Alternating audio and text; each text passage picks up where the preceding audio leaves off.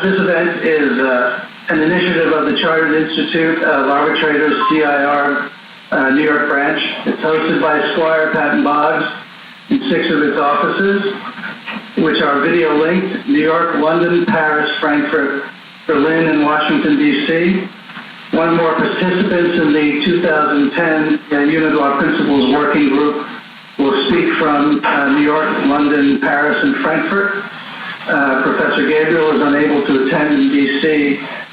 He will participate by audio link. I'm Richard Mattiaccio, and I will introduce others as we proceed, but my first distinct pleasure is to introduce the leader and actually founding leader of the New York branch of the Chartered Institute of Arbitrators, Pete Michelson.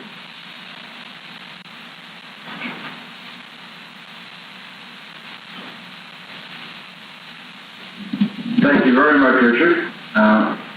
Those who don't know me, I am the chair of the branch.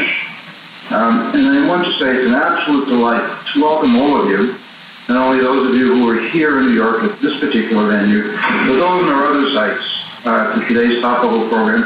This is the third such program in the short history of the branch that we've offered, and all of them have been really successful, and I have every expectation this will be just the same.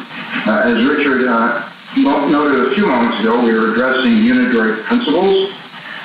It's a topic of interest, particular interest to me, because as I arbitrate in a very different area, the IT and tech areas, I have yet to really encounter these principles in practice.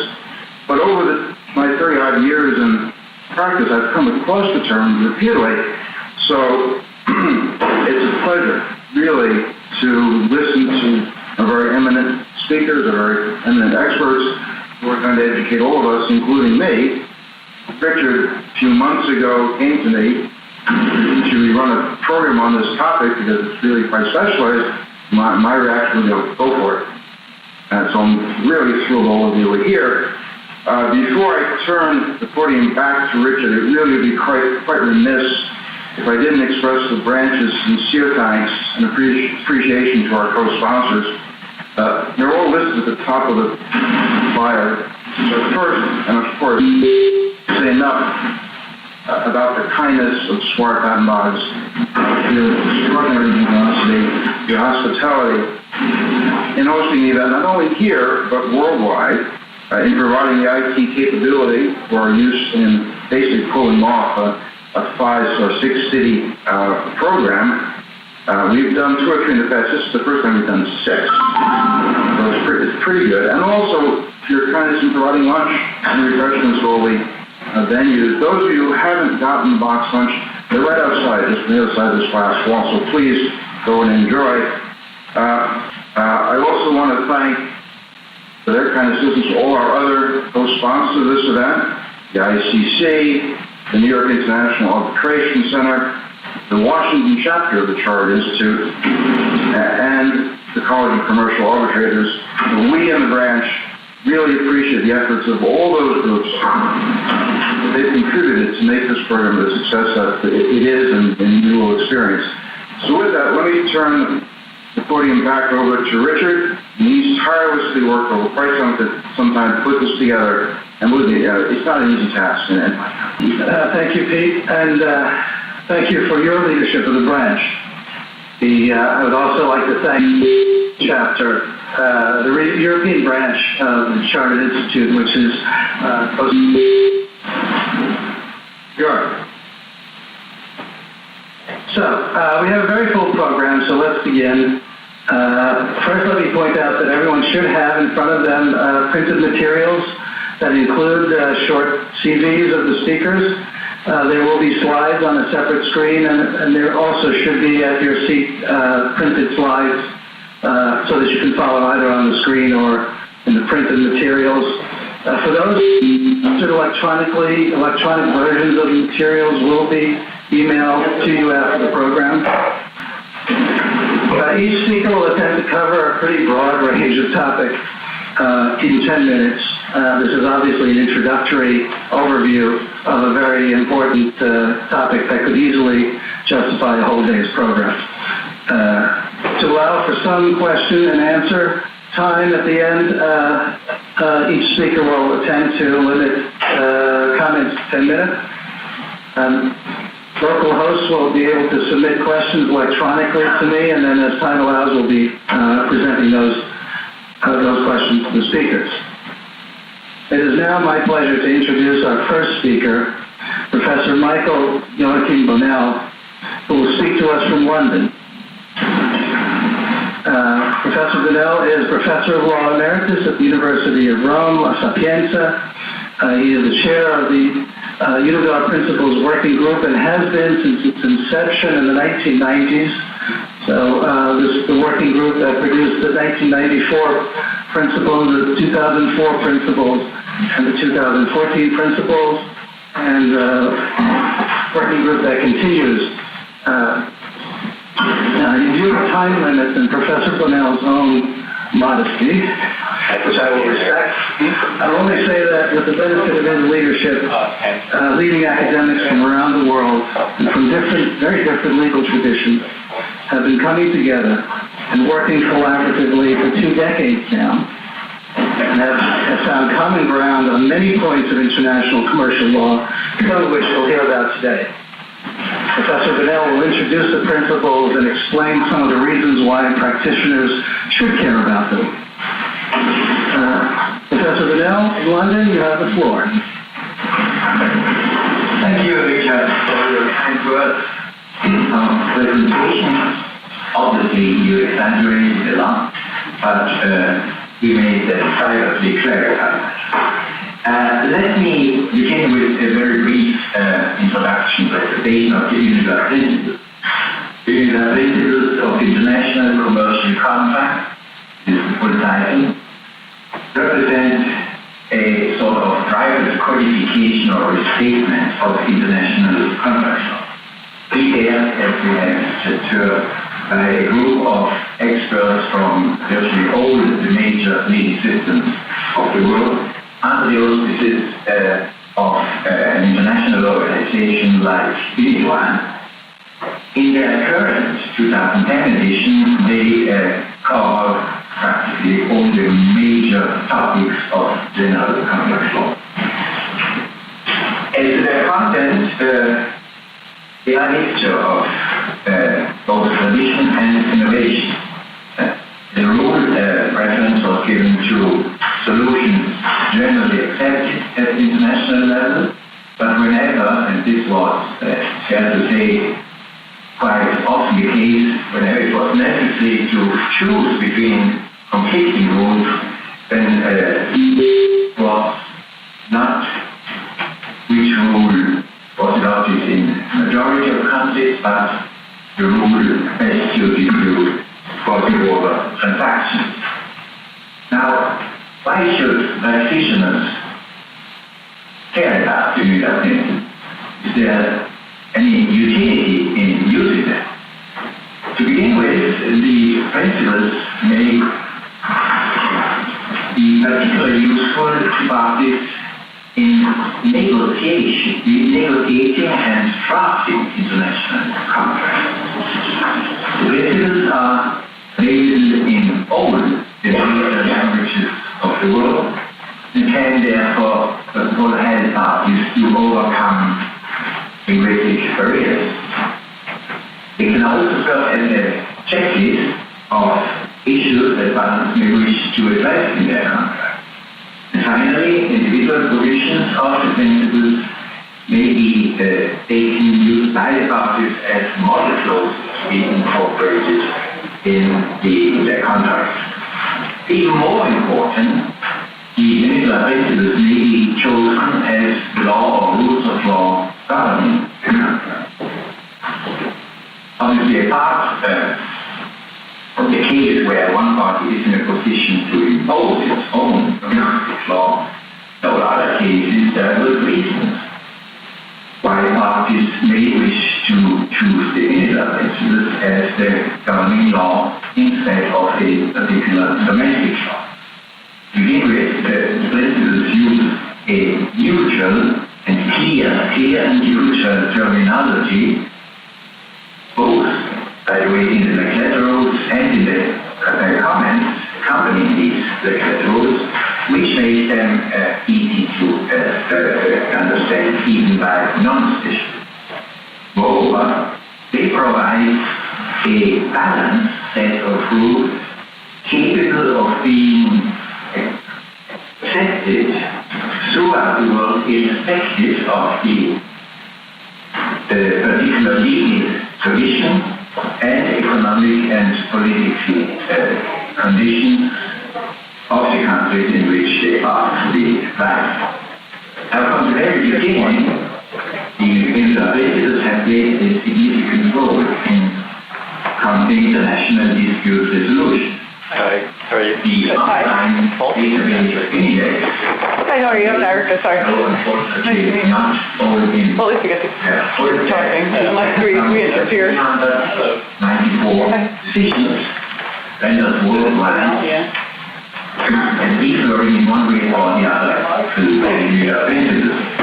To say it's quite a remarkable figure that if one considers that most of the decisions declarative principles are arbitral awards, and most of arbitral awards we know remain unpublished. Now, the decisions in question may be divided into, roughly speaking, three categories. Those applying the principles as rules of law governing the substance of the dispute. Those using the principles to interpret and supplement other international uniform law instruments. And finally, those using the principles to interpret and supplement the applicable domestic law. First, decisions applying the principles as the rules of law governing the substance of the dispute. Some cases, principles were expressly chosen by the parties, either as a sole basis for the decision or in conjunction with a particular domestic law. Interesting enough, in quite a number of cases, even in the majority of cases, principles were chosen by the parties as the rules governing the substance of the dispute after the commencement of arbitral proceedings, and sometimes on the suggestion of the arbitral tribunal itself. For example, in a case decided in 2002 by the arbitration court of Lausanne, the contract concerning highly sophisticated equipment between the Turkish company and the company incorporated in the West Indies, but with several branches spread around the world, contained two conflicting conflicts of law clauses, one in favor of English law and the other one in favor of Swiss law, well, say not exactly something what you would call a perfect partnership. When it became clear during the proceedings that the parties were unable to decide whether to apply English law or Swiss law, on the suggestion of the arbitral tribunal, parties accepted to agree on the application of the Unidroit principles, also in view of the fact that with respect to the disputed issue, the solution provided by the principles turned out to be very consistent with both English law and Swiss law. In other cases, the principles were applied because the parties had agreed that their contract would be governed by general principles of international commercial law or general principles of equity or the like, and the arbitral tribunal thought that the Unidroit principles constituted a particularly authoritative expression of the principles and rules in question. I may give you just three examples. In an ICC award concerning a dispute between the Anderson Consulting Business Unit and Anderson Auditing Business Unit, the arbitration clause provided that, quote, the arbitral tribunal shall decide in accordance with the terms of the agreement, taking into account general principles of equity. The arbitral tribunal, after after stating that should the agreement not provide sufficient guidelines for the Commission, it would apply for general principles of law commonly accepted by legal systems of most countries, and found that the Unidroit principles both are a reliable source of international commercial law in international and ultimately, in fact, decided the case on the basis of several individual provisions. Even more significantly, in the exit award rendered in 2011, the dispute between a U.S. investor and the Republic of Argentina, the arbitral tribunal decided to apply, together with the BIT and the law of Argentina, quote, international law and other principles. In this context, referred, among others, to the Unidroit principles, which is described as, quote, a sort of international restatement of the law of contracts reflecting rules and principles applied by the majority legal system. Finally, the Iranian-U.S. claims tribunal, which in all cases is bound to base its decision on both such principles of commercial and international law as the tribunal determined to be applicable, in a very recent decision, October 2014, in awarding damage in favor of Iran, determined the applicable rate of interest in accordance with Article 749 of the Intervention. Turning now to the decisions referring to the Unidroit principles to interpret and supplement international uniform law instruments. Most of them concern disputes governed by CISG. Most striking examples are Article 78 on interest, but there are also other instances equally significant where the principles spectacular of the U.S. Convention. Finally, a few words on the principles as a background law for interpreting and supplementing domestic law. In more than half of the reported cases decisions, the courts, both court and arbitral tribunal, refer to the principles to interpret and supplement the applicable domestic law.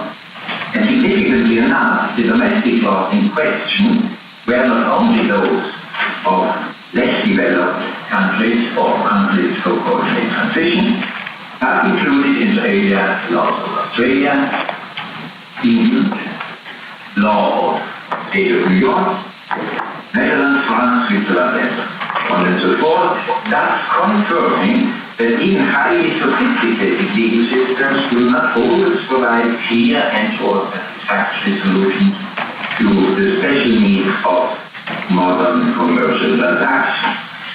And I may very briefly give you an example of such a use of the Unidroit principle. There was a case decided by an ICC arbitral tribunal, a U.S. manufacturer of telecommunication systems enters into a pre-bid agreement with a supplier of telecommunication cables. And in that pre-bid agreement, parties agreed to negotiate in good faith the contract for the supply of cables in the case the U.S. manufacturer was awarded the main contract. The main contract was awarded to the U.S. manufacturer, but that company ultimately terminated the pre-bid agreement on the ground that they put it was not possible to reach an agreement. Well, then the question was, is such an agreement to negotiate in good faith possible or not?